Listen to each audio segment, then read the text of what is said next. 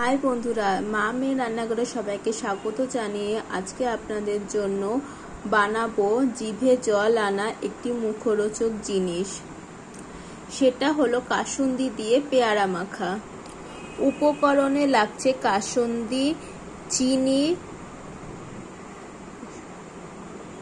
লঙ্কার গুঁড়ো, কাঁচা লঙ্কা কুচি। পিস পিস করে পেয়ারাগুলোকে কেটে নিয়েছি, এবার মাখবো। চলুন দেখে নিই। পেয়ারার মধ্যে প্রথমে চিনি দিয়ে দিচ্ছি, লঙ্কার গুঁড়ো, কাঁচা লঙ্কা কুচি, সবার শেষে দিয়ে দিচ্ছি কাসুন্দি।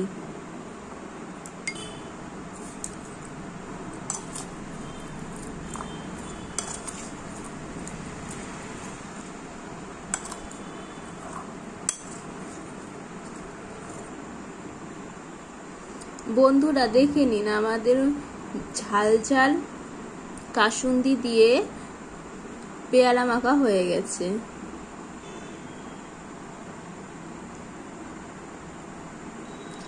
ভালো লাগলে চ্যানেলটি লাইক করে সাবস্ক্রাইব করে দেবেন। আজকের মতন বিদায় নিচ্ছি।